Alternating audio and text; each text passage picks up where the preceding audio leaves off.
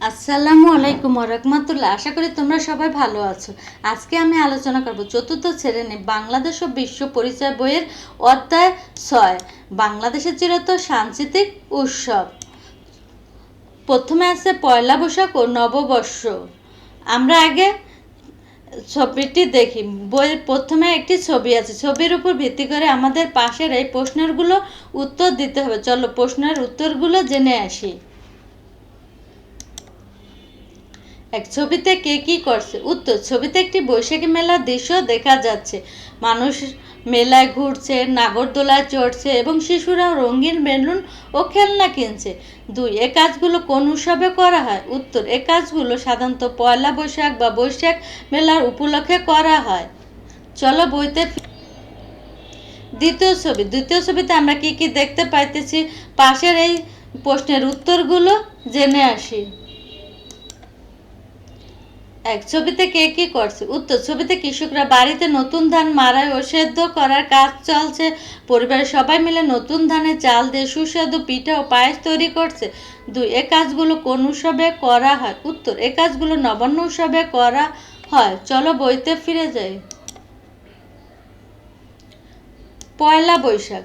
বৈশাখ মাসে প্রথম দিন উদযাপিত হয় বাংলা নববর্ষ। ঢাকায় রমনা বটমূল সহ সারা দেশে বর্ষবরণ ও অনুষ্ঠানের আয়োজন করা হয়। বর্ষবরণ উপলক্ষে শোভাযাত্রা আয়োজন করা হয়। এই দিনে অনেক রং বেরঙের পোশাক পরে অনুষ্ঠানে অংশগ্রহণ করে। বাড়িতে বাড়িতে বাঙালির ঐতিহাসিকবাহী খাবার তৈরি করা হয়। পয়লা বৈশাখ সাংস্কৃতিক অনুষ্ঠানের আয়োজন করা হয়। এসব অনুষ্ঠানে দেশীয় সঙ্গীত, লোকসঙ্গীত, লোক নৃত্য ইত্যাদি পরিবেশন করা হয়। এছাড়া বাংলা নববর্ষ উপলক্ষে আয়োজিত হয় বৈশাখ মেলা। বৈশাখ মেলা মাটি, কাঠ, বাঁশ ও বেতের তৈরি বিভিন্ন ধরনের খেলনা ও গৃহস্থলীর সামগ্রী পাওয়া যায়। এছাড়া বিভিন্ন ধরনের ঐতিহ্যবাহী খাবার, মিষ্টান্ন পাওয়া যায়।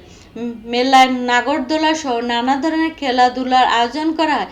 ব্যবসায়ীরা হালখাতার অনুষ্ঠানের আয়োজন করে। এই অনুষ্ঠানে ক্রেতারা বিদায় বছরের পাওনা পরিশোধ করে নতুন হিসাব খাতা খোলেন। ব্যবসায়ীরা মিষ্টি দিয়ে আপ্যায়ন করে থাকেন। নবান্ন উৎসব।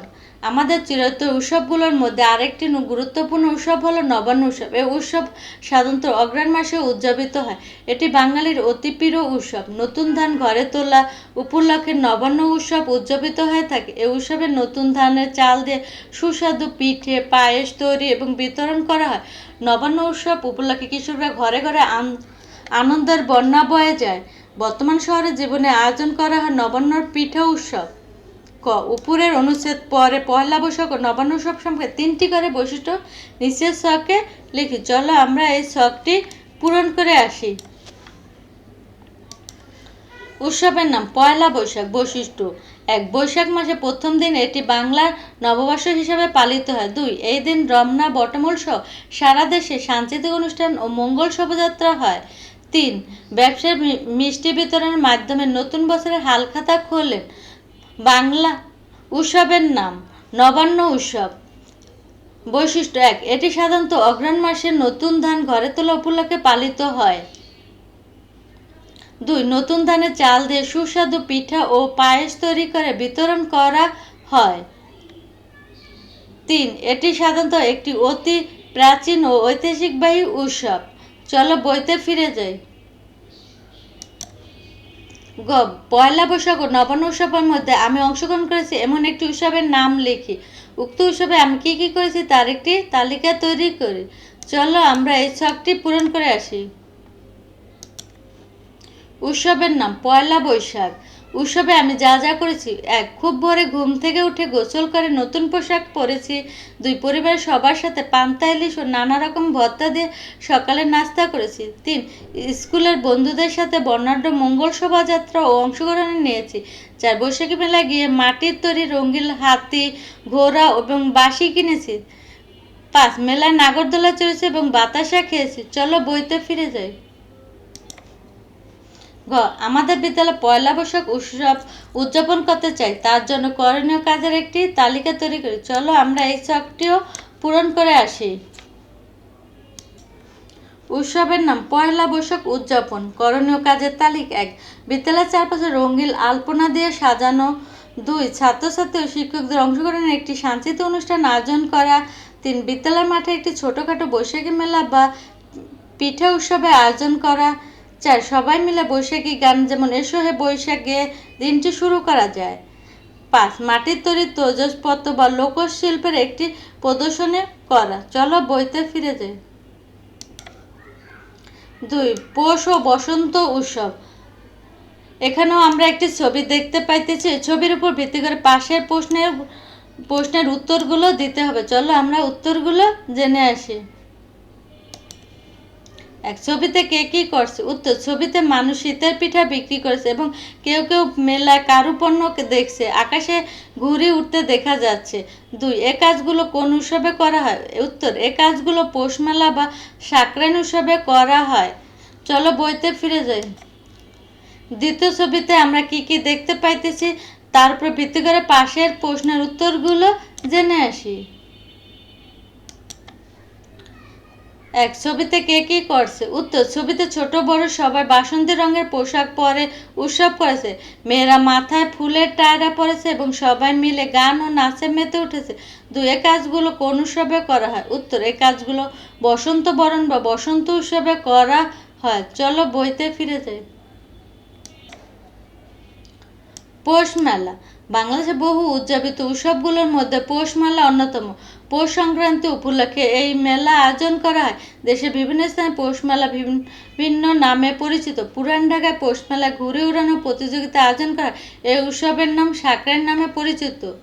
সোনারগাঁ লোকশিল্প জাদুঘর প্রাঙ্গণে কারুশিল্প মেলা, নড়াইল সুলতান মেলা, আবার কোথায় কোথায় আরঙ্গ এবং পৌষ মেলা ইত্যাদি নামে আয়োজন করা হয়। এসব মেলায় মাটির পুতুল, বিভিন্ন কারুপণ্য, পিঠা, তৈজসপত্র, গৃহস্থলী সামগ্রী ইত্যাদি পাওয়া যায়। বসন্ত উৎসব। ঋতু বদলে পালায়, শীতের পরে হাজির হয় ঋতুর রাজা বসন্ত।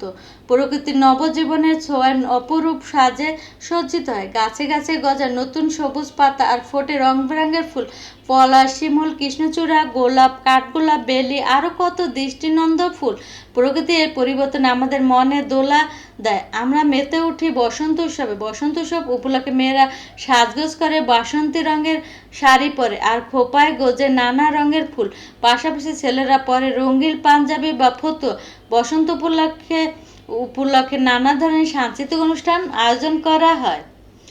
উপরের অনুচ্ছেদ পরে পৌষ মেলা ও বসন্ত উৎসব সম্পর্কে 3টি করে বৈশিষ্ট্য নিচের ছকে লিখি। চলো আমরা এই ছকটি পূরণ করে আসি।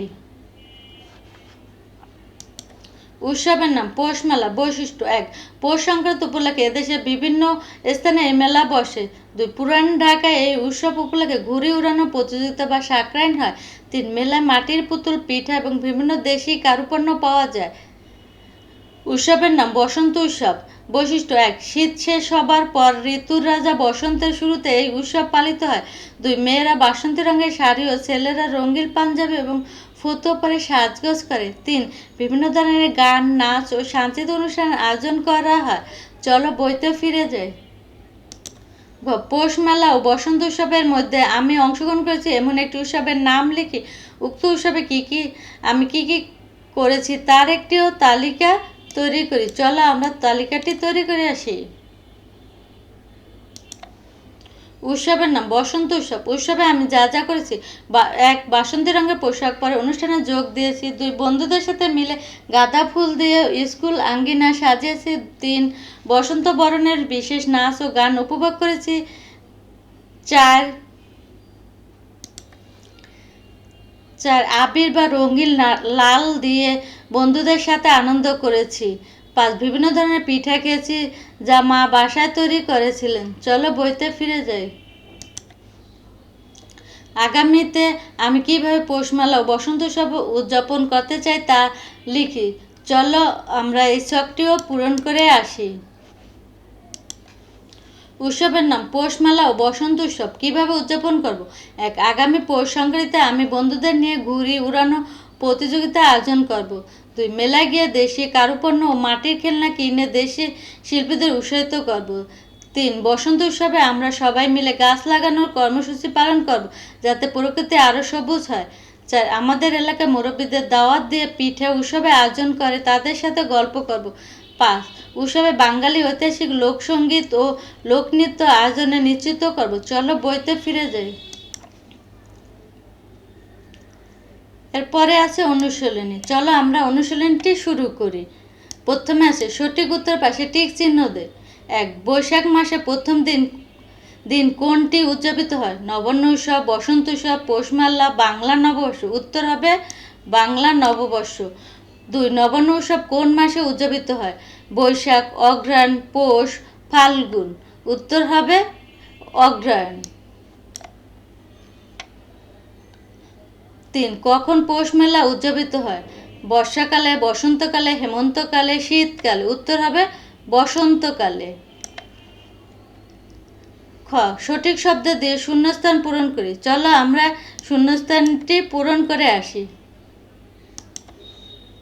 1, হালখাতার দিন ড্যাশ দিয়ে আপ্যায়ন করা হয়? উত্তর হালখাতার দিন মিষ্টি দিয়ে আপ্যায়ন করা হয়। 2, পুরান ঢাকায় ঘুড়ি উড়ানোর প্রতিযোগিতা ড্যাশ নামে পরিচিত? উত্তর পুরান ঢাকায় ঘুড়ি উড়ানোর প্রতিযোগিতা সাকরাইন নামে পরিচিত। চলো আমরা বইতে ফিরে যাই। খ, সত্য হলে তার পাশে সব এবং মিথ্যা হলে তার পাশে মিল লেখো। 1, নববর্ষ উপলক্ষে পৌষ মেলা আয়োজিত হয়। এটা হবে মিথ্যে।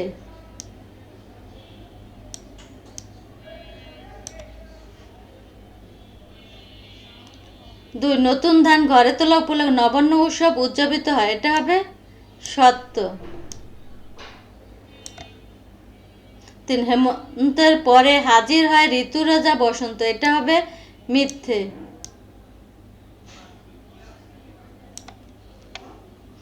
বাম পাশের শব্দগুচ্ছের সাথে ডান পাশের শব্দগুচ্ছ মিল করি।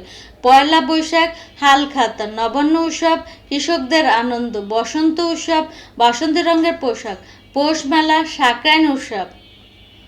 সংক্ষিপ্ত প্রশ্ন। চলো আমরা সংক্ষিপ্ত প্রশ্নের উত্তরগুলো জেনে আসি। 1, বৈশাখ মেলায় পাওয়া যায় এমন 3টি জিনিসের নাম লেখো। উত্তর বৈশাখী মেলায় পাওয়া যায় এমন 3টি জিনিস হলো মাটির পুতুল, বাঁশ ও বেতের তৈরি খেলনা এবং খই ও বাতাসা। 2, হালখাতা বলতে কি বোঝায়? উত্তর পয়লা বৈশাখ বাঙালি ব্যবসায়ীরা বিগত বছরের হিসাব চুকিয়ে নতুন বছরে নতুন হিসাবের খাতা খোলেন। একেই হালখাতা বলা হয়। এই দিনে ব্যবসায়ী ক্রেতাদের মিষ্টি দিয়ে আপ্যায়ন করেন। 3, বসন্ত উৎসবে আমরা কোন ধরনের পোশাক পরি? উত্তর বসন্ত উৎসবে আমরা সাধারণত রঙিন পোশাক পরি। মেয়েরা বাসন্তী রঙের শাড়ি পরে এবং খোঁপায় ফুল গোজে, আর ছেলেরা রঙিন পাঞ্জাবি বা ফতুয়া পরে। চলো বইতে ফিরে যাই। বর্ণনামূলক প্রশ্ন। চলো বর্ণনামূলক প্রশ্নের উত্তরগুলো জেনে আসি। 1, নববর্ষের দিন তোমার বিদ্যালয়ে কি কি করো তা লেখো। উত্তর নববর্ষের দিন আমরা বিদ্যালয়ে অনেক আনন্দ করি। আমরা বিদ্যালয়ের চারপাশে রঙিন আলপনা দিয়ে সাজাই। সকালে সবাই মিলে এসো হে বৈশাখ গানটি গেয়ে দিনটি শুরু করি। এছাড়া বিদ্যালয়ে নাচে গানে ভরা সাংস্কৃতিক অনুষ্ঠান এবং ছোটোখাটো বৈশাখী মেলা আয়োজন করা হয়। 2, তোমার পছন্দের যে কোনো একটি চিরায়ত উৎসবের বৈশিষ্ট্য বর্ণনা কর। উত্তর আমার পছন্দের উৎসব হলো নবান্ন উৎসব। এর 3টি বৈশিষ্ট্য নিচে দেওয়া হলো। এটি সাধারণত অগ্রহায়ণ মাসে নতুন আমন ধান ঘরে তোলা উপলক্ষে পালিত হয়। নতুন ধানের চাল দিয়ে সুস্বাদু পিঠে, পায়েস ও ক্ষীর তৈরি করে গ্রাম বাংলায় ঘরে ঘরে আনন্দের বন্যা বয়ে যায়। এটি একটি প্রাচীন কৃষিভিত্তিক উৎসব যা বাঙালিদের চিরন্তন সাংস্কৃতিক অংশ। চলো বইতে ফিরে যাই। আজকের মতো এ পর্যন্তই। পরবর্তী অধ্যায়ের সমাধান নিয়ে খুব শীঘ্রই তোমাদের সাথে দেখা হবে। আল্লাহ হাফেজ।